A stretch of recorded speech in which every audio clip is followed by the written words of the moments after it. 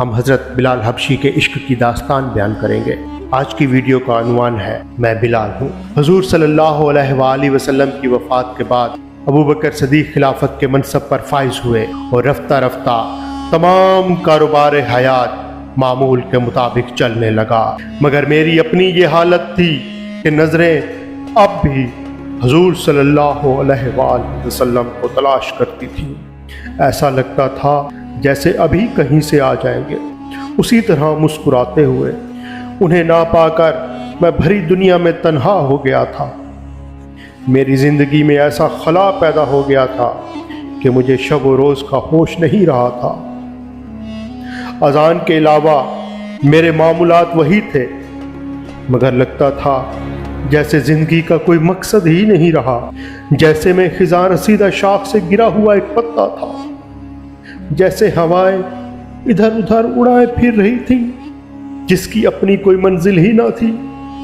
زندگی میں اگر کچھ یاد تھا تو رسول اللہ صلی اللہ علیہ وآلہ وسلم کی یادیں تھیں، ان کی تربیت، ان کے ارشادات، ان کی دی ہوئی تعلیم اور ان کی بے پناہ شفقت کا احساس۔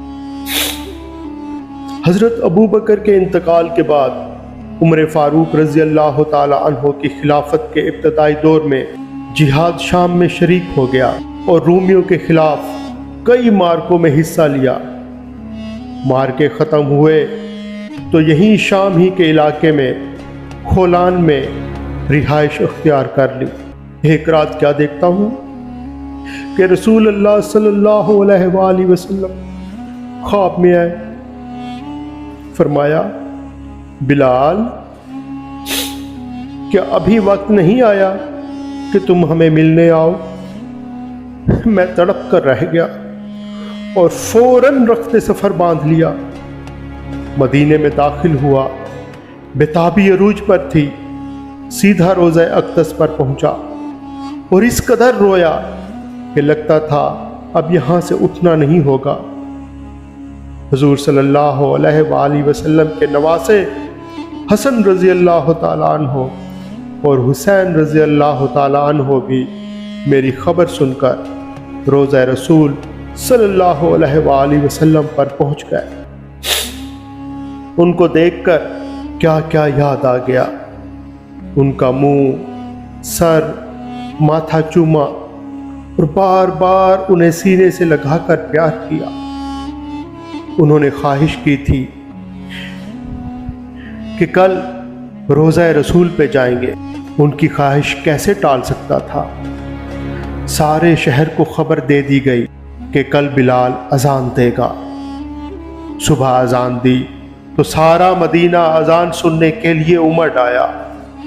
روتے روتے لوگوں کی ہچکیاں بن گئی، ان کی بھی جنہوں نے دور نبوی صلی اللہ علیہ وآلہ وسلم میں میری اذانیں سنی تھیں، اور ان کی بھی جنہوں نے صرف میرا نام سن رکھا تھا۔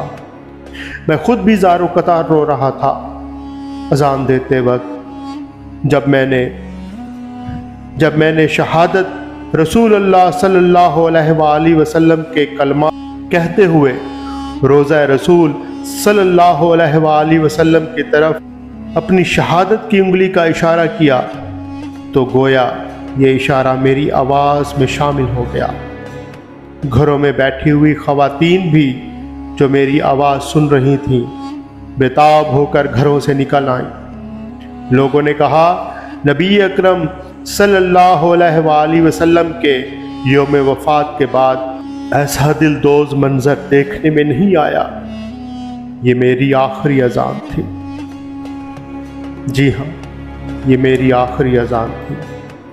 میری اذان کی ابتدا بھی اسی مسجد سے ہوئی تھی اور انتہا بھی وہیں پہ ہوئی ہے۔